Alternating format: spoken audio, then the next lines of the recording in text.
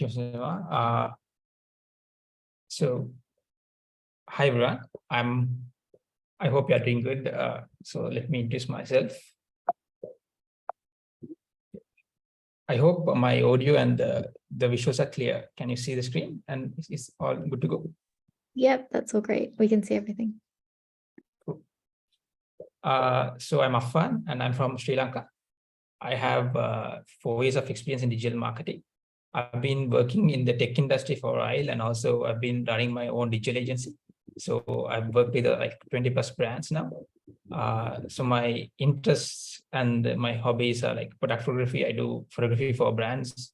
I travel a lot, I hike a lot, and all this, and I volunteer mostly. So that's how I got into this place as well. I'm very happy for that. So currently I work in a company called Root Code. It's a company where they give tech solutions for European startups and companies, stuff like that. And I handle my lead, which is a lead management tool for startups. So even though my background is in tech and I do marketing for tech, since I've been freelance helping a lot of brands, I have experience that I can share here. So you also can get experience from that. So let me start with the question of strategy. A lot of people get scared when when the word is given content strategy, and when agencies or when people like them give, like we need to bring a strategy or things like that, and they get scared most of the time. So let me break that first of all. Strategy, or whatever the word that people tell, it's a normal thing that we do a step-by-step process to achieve something. So basically, I'll be explaining, like I'm breaking my entire presentation into 3, like how you can prepare a strategy and how you can execute that and how you can measure and adjust and move forward. So without taking time, I'll move to the prepare.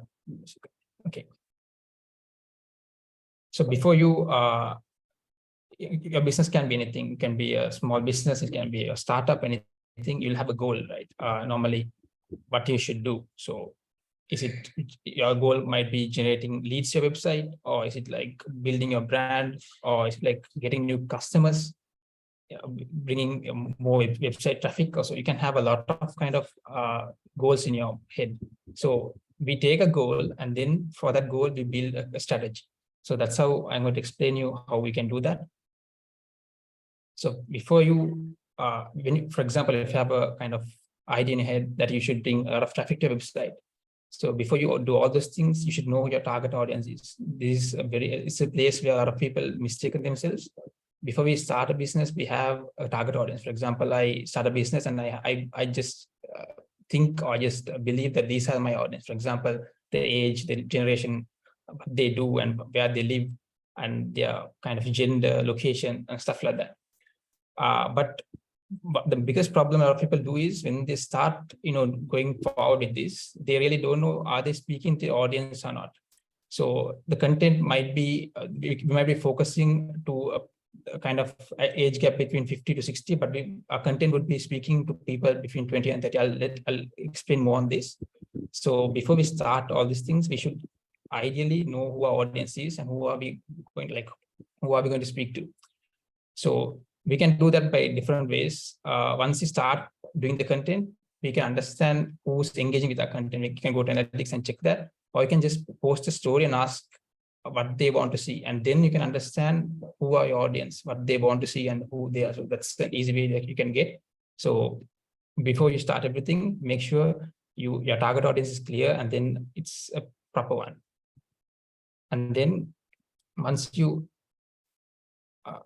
start doing the content and all those things, you'll have to measure like I said, since we have most of the time when we start a new, I'm speaking about startups mostly, or it can be established business as well.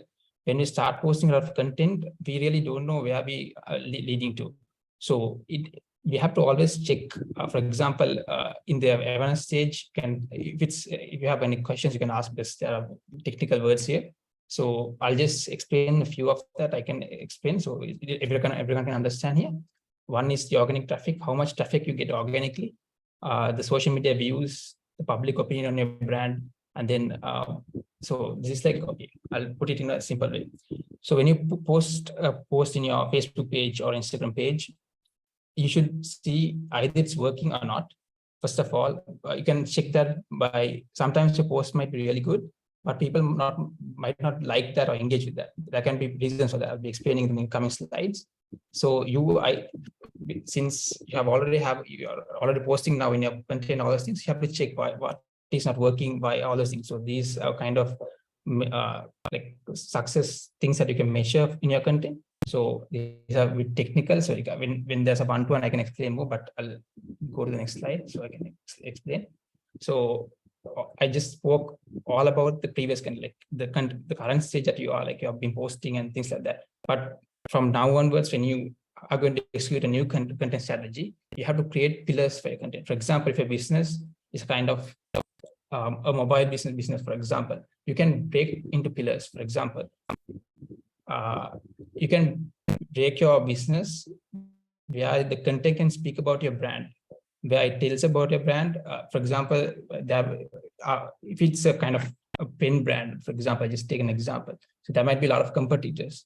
So they should know why they select our brand than the others. So we should create content around that, content on that. And then for example, since it's a product, what this pen can do and what it can do. Maybe if your business is a service-based business, you can tell what kind of services you are doing.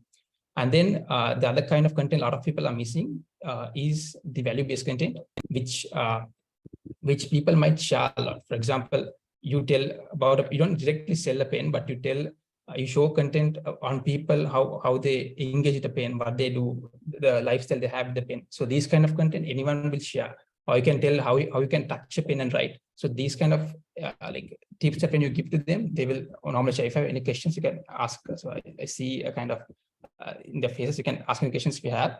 And then the hallmark days is another kind of content that you can post, that you show that, for example, if it's your Independence Day, you can just tell like Happy Independence Day or something like that you are with the community on the kind of posts. So these are kind of pillars that you have to create before you go for the strategy. And then you have to decide which type of content you should use. For example, if your business is a B2B business, mostly blogs would work. So you have to check your competitors, what they're doing. If they are posting a lot of blogs, that doesn't mean that you have to copy them, but mostly that would work better for you. So you can try blogs, you can try video. Again, it's like, if you're not a video person, you can, I'll explain in the other slides how you can like repurpose the content, but you have to decide which kind of content you're going to post in your strategy. So it can be a carousel, it can be a static post, videos, or whatever, you can select that. And then you have to have a content calendar. This is the place a lot of people miss. So you have to have a date that you're going to create the content. Maybe in a week that if you're a video person, you can shoot entire video on a Saturday, and the next Saturday you can edit them and then start scheduling them. So you have a content calendar that it's constantly the posts are going to, you have an idea of how it goes. So there are a lot of templates in the internet, like in the internet, you can select them and have your own. So make sure you have a content calendar where you create the content, you select what type of content you're going to post, and have a content calendar. And then you have to measure these things every month. Normally, if you give it to an agency, they would give you a report of how many impressions, which is like, if you have 500 followers, for example, in your Instagram page, if the 500 people see your post twice, it's like 1,000 impressions. It's like how many times a person saw your content. That the reach is like how many new people saw your post. If your followers is like 200, if the reach is 200 people have seen your post. So these are kind of things that you have to keep a track on to check whether your content is working. Even though we have a strategy at the initial stage, we believe and we trust that it will work, but only these measurements will answer our doubts whether it is working or not. And if it's not working, for example, I do a lot of blogs. I post a lot of blogs and see whether it's working. And no one is my bounce rate. People who come to the website going to see, it's not working. So what I do is I reduce the blogs and I try a new kind of content. For example, I try videos now. And if my videos is not working, I try, for example, if it's long form video, like a YouTube video, I make it short and I try short videos. So each time you try these things for the first initial stage, that's what it take like 6 months to understand which platform you are like, for example, your business, the first thing that you can check is your competitors. If you don't have competitors, you can like initially try in every platform. But if you have competitors, your competitors are in, for example, Facebook and Instagram, you also can go there because since it's working for them, it will work for you as well. So you go there and you test your type of content, which kind of content works for your audience. Because some people might like videos, some people might like blogs, and with the age gap and their interest and things like that, it may change. So with all these kind of measuring like things, you can understand whether they are working or not. And then this is a kind of thing that I would normally say to people. If you are new to business, people would always see your kind of content. Like they don't know who you are and what you do, and they don't want to follow you as well, because someone following you is like they are giving their kind of effort and then trying to come with you. So what you have to do is in the awareness stage, if you're really new and no one knows you, you have to speak about who you are, what you do, and that in this stage there are different kind of content that you can use. You can use an ebook where it speaks about yourself. Again, this all depends on different businesses. I'm speaking overall. For some businesses, it won't make sense what I say. For some, it will. For example, if it's a service-based business like you're a coaching person, some kind of content won't work really for you. But I'm just overall saying for you, maybe in a one-to-one, I can explain in depth that what would work for you. So in the awareness stage, you should tell who you are, what you do, and things like that. And then in the second stage, where they are thinking about you. Once they see your face for the first time, you have when you want to see them for the second time, you can show who you are and what you can do. For example, if I am a basketball coach or someone like that, so you see me for the first time in an Instagram reel. And then you just scroll and go. And next time you see me, my content would show how skillful I am and how I can do. And these things like Masterclass, the people who have said about me, who have worked with me, these testimonials, these things will make you think that I should go with you. And then the last thing is like the purchase. Like when you buy or when you come with me, that's how you give a discount code, or you give free on like a webinar and things like that, and you make them purchase your kind of sale. So this might be a bit confusing because it's like different for each businesses. If you have any questions, you can ask here. And then this is a strategy that I would tell everyone to use.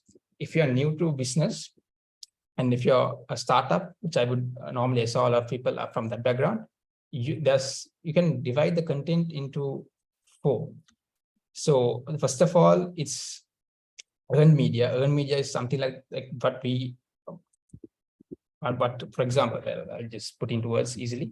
So owned, paid, earned, and shared.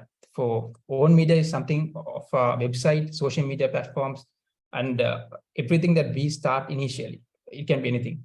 And then the paid media is something that we spend and then make it, like, for example, we run ads, we have a pay newsletter, podcast, stuff like that, we make it paid.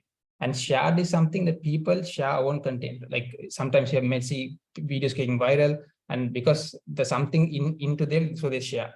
And earned is like PR, where the media, you get media coverage, you get newspaper coverage and stuff like that. So what you can start, you always have to start with own media, which is not risk. So you can start your own website, social media page, and you can start creating content. And once you start creating content, as I said, you do the content pillars and you test what works for you. And step by step, once you grow, you can either select to make it to paid or shared. Paid is something that you have to invest money and then do it. You can run ads, you can sponsor a newsletter, you can get into podcasts like paying and things like that, and you can do that. Otherwise, you can choose the other way around, shared. You can go more into, there are people that make your content really good, so that normal people share it. Like it's so cool, it's like there's funny content and stuff like that. So you can invest on that. So first of all, you start with own and either go to paid or share. And then once you do all these 3 things properly, you get the media coverage. A big newsletter, it would, like TechCrunch or something. For example, if they feature you, and your business turns the other way around after that. So to get the earned one, there are PR agencies that you can get. You can do it after once you pay. But I'll always request that you do your own media properly, and then go to paid and share or shared, and then go for earned. So this is a kind of strategy normally every startups do, and they are really good at their own. So everything makes sense to them at the end. So you don't have to start with anything. You start with your own and see what works for you. You can just try paid a bit or share a bit, and if whatever works for you, focus on that and go in that path. And then by time once a bit successful, you can select the other kind of either shared or earned, and then see what works really for you. So this is a strategy that normally we use for startups. So this is how you can repurpose your content. Normally, I see a lot of people, they can write well or they're really good at videos. So that's how we divide. So today with the development of TikTok and Reels, and then the other short form content, you have really good advantage of being viral very quickly. So if you are a blog person, you don't like videos, you don't like to show your face and things like that, that's okay. In the initial stage, you can write a lot of blogs and you can turn that blogs into carousels. It's simple with ChatGPT. I'll explain a few tools later, but for now, you write a blog and then on your business and turn that blog into a carousel post. So you write only one blog, but you turn that into a lot of kind of content.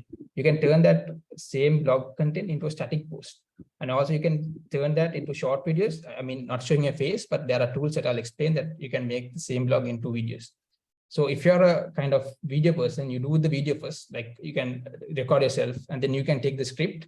And with the script, again, you create static post, short videos, carousels, and you repurpose that again and again. You don't have to always, a lot of people have this problem. It's like they don't have time to create a lot of content, but either you select who you, just first of all, you can understand who you are. Are you comfortable in speaking from the camera, or you can write well, or you can do a lot of blogs. So you select either of these and then do it. Or if you can do both, that's really good.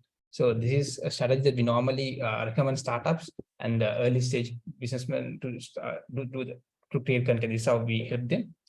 And then tools you should be using in like now. So Canva, I think you might have heard about Canva. I'm also presenting in Canva. Canva has a lot of options now from an AI writer. Even it can write copy for you. You don't have to like hire a copywriter. I mean, copywriting, copywriters are really good, but you can manage with Canva. I'm not saying that it'll replace them, but you can manage with Canva. ChatGPT is a must tool that you should use. With ChatGPT, you can get the first script of a blog, a video script, anything, and you can put into your words and change it off. And then Word, you can copy.ai, Jasper. These are tools, again, copywriting tools, which can make your copy really better. Even though once you write it off, you can check with the AI tools that whether how it works and how good it is. So these are a few tools of that. And then Hemingway is an kind of tool where once you write a blog, it'll tell you the difficulty level, like will people read this? Like it'll give you kind of a score. If your score is above 80, people will easily read that. But if it's less than 80, you have to adjust the words and you have to make it simple, because the blog, when we are speaking to people, we make it in a simple way. We don't put a lot of hard words and make it like hard for them to read. So it'll help you like telling you that you can just take a screenshot of this, so you can use it later. And Midjourney is, I think you might have heard this the first AI tool that took over the internet, where you can generate like art and pictures, stuff like that. So you don't have to always go and take from, you don't have to always download pictures from the internet. You can use Midjourney and get it. So it's always different, because in every business they use this the static pictures which are in the internet. It's like always common and people don't engage with that. So you can use Midjourney and get it. BuzzSumo is another tool where you can check the content. For example, if your industry is into sports, you can read all the blogs in sports. It's a paid tool, but you can see all the blogs, the content which is working really well in the internet now at this moment. The top content you can see in your industry. So these are a few tools that I would like to recommend. So yeah, this is like I just gave an overall thing about the strategy and things like that. So you can connect with me on LinkedIn, Twitter, and Instagram. So if you have any questions, you can ask. I hope you had a clear session. Yeah. Thank you for that. We have a question in the chat. Sarah was asking, do you have a recommendation for software to schedule content in advance? So the suggestions so far in the chat are Sprout, Hootsuite, Zoho, Buffer, and HubSpot, and Canva. But do you have any specific recommendations that you use yourself or that you think would be useful? I've been using Buffer, but I stopped it. Since every platform has a scheduler now, I mean, not in like overall at once, but since everything has a scheduler now, so I use the platform itself. For example, Facebook has a scheduler, so I use that. But before I was using Buffer, since I didn't want to pay for that, and I thought I can invest out on something else. I'm not using at the moment, but the tools that you mentioned, almost everything is good compared. But I have used, I have not used the tools, but I have used Buffer. It's really good. But I would recommend you can do it if you have a lot of accounts, I understand, but you can easily use the tool itself to schedule it off. So you don't have to like put money on anything. That's my recommendation. But still, Buffer is something I used before, so I can tell that's good. Thank you. And then, I missed one kind of slide at last. I want to share. So when you're following content, so for example, Nike is a sporting brand, but they always speak about inspiring stuff. They feature successful sportsmen and stuff like that. They don't really sell anything on their brand mostly. They make people inspire. Coca-Cola, which is a drink that has no nutrients in it, but still it's one of the leading, it has a big sales in the kind of fizzy drinks. So it sells happiness. You might see all the pictures. They're happy. They celebrate things like that. They always show things like that. And Red Bull, in the other way, they give you like inspirations, like what you can do. And then GoPro again, if you go to their page, you can see they only post about mostly adventurous stuff. So which makes which gives you a touch to the brand and the content, which in the future should be like this, not directly selling. If you see the proper working content brands which is doing, they don't even tell about the price and all those things. They always speak how the audience would be. They, like for example, how my audience should be, they assume, and they put it in the content. Like Coca-Cola is really developed now, but you can see the small develop, like in TikTok, you can go and see the best working content as well. So almost everyone is speaking about not about their brand. They speak about what they think in the future, how their audience should. So this is something I want to share. Yeah. If you have any thoughts, you can ask. Thank you. There's a follow-up question from Sarah. Is there a benefit to scheduling in the app itself? For example, does the algorithm favor posts that are created and scheduled in the app rather than third party? I don't think there's any advantage from that, but since I didn't want to invest on a tool like that, I just that's what but you can see the best working time. For example, Facebook shows you the audience, the most active time when you're scheduling, it shows you. So there's an advantage there. But even though Facebook shows that, all these Buffer and other tools have the analytics, they'll also show you where your audience are active or almost the internet. So I don't think there's advantage, but I just spoke about the pricing. That's all. Yeah. Other than that, anything is fine. Great, thank you. Does anyone else have any questions? It can be about things that were mentioned in the presentation or anything about content creation in general.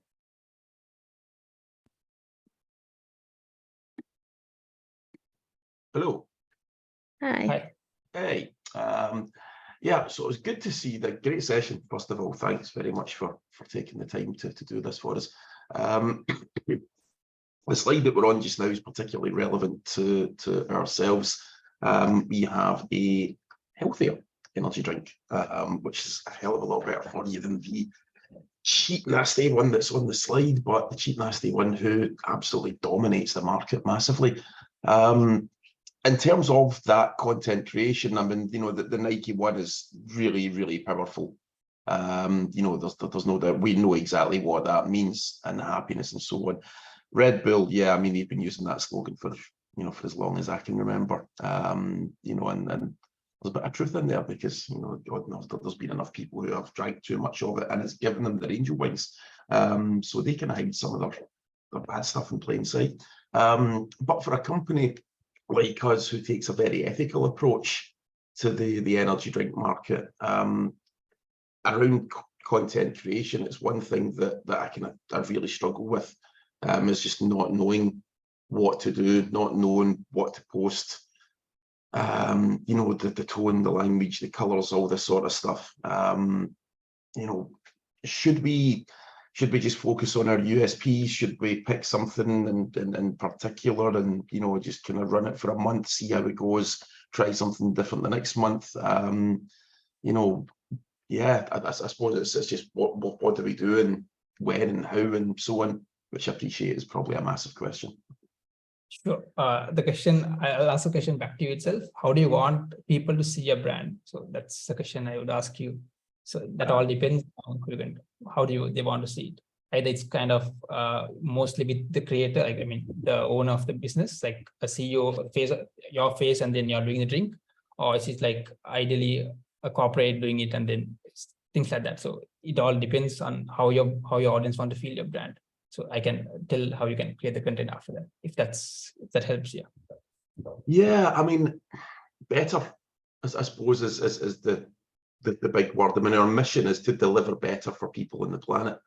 And it's what we do. We've created a product that is massively better than anything else that's out there, which uses the best ingredients because people deserve better. And then we've done our bit for the planet by making our packaging small and reusable and recyclable.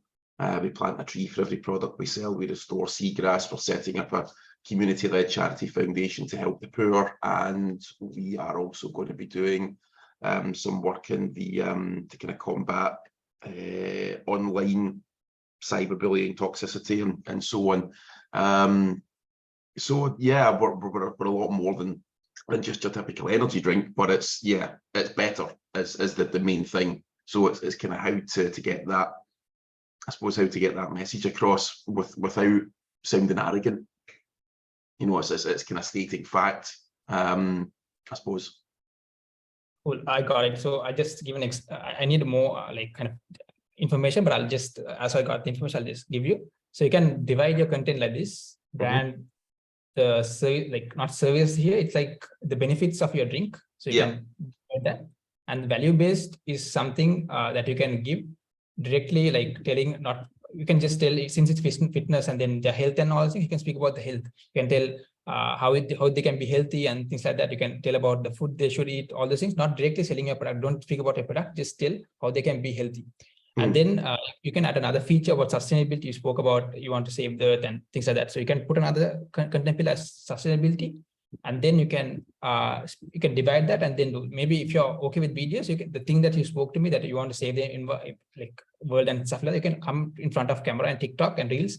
You can use that, since you have a lot of big advantage of getting a big reach. You can tell your story, why you started that. That's where the brand content will come. You can tell why you started that, what you want to do to the world, and why you like, what can the product do, and you can show the behind the scenes, how it's made, all those things for the brand kind of pillar. I understand, right? Yeah. And then the benefits, you can say whatever you said now, if you drink this, what will happen, and how you should, how it can turn a person from A to B, all those things you can speak about here.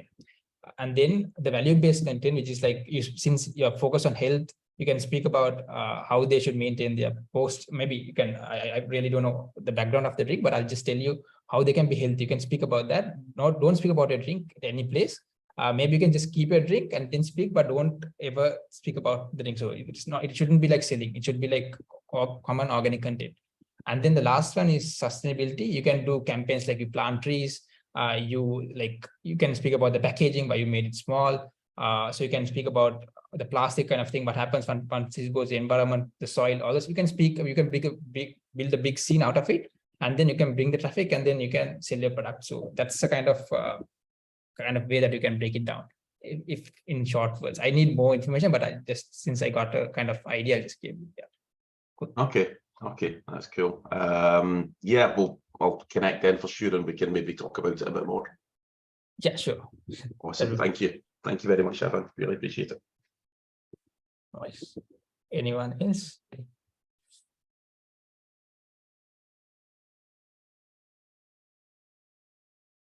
Okay, if there are no more questions, then we can close the session. If anyone would like to have a one-to-one with Evan, you can find him on the Digital Boost platform, and you can request a one-to-one session with him. to talk about things in more detail and to get some advice for your specific business. The replay of this session will be available on your dashboards this afternoon, so you can watch it back at any time. And thank you so much. I found that was a really great session with really great slides as well. That's really valuable content. So thank you, everyone. Thank you. Yeah, sure. Sorry to interrupt. Can Yeah. I get a picture? That's okay. So I can post my LinkedIn. I just like to share my small achievements, if that's okay. So Yeah, people sure. are okay with that. Yeah, cool.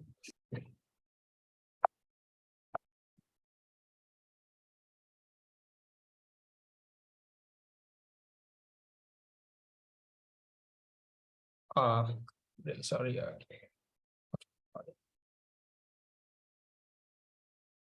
Guys, 3, 2, 1. Thanks, guys. I'll be posting this on my LinkedIn profile. Yeah. Thank you. And well done, Paul, getting your drink in the shot there. So No, just a quick question before we break up. I'm trying to click on Afan's picture or profile, but can't seem to find the link to take us to him. Could you share that with us, please? Yeah, sure. Just one. Thank you.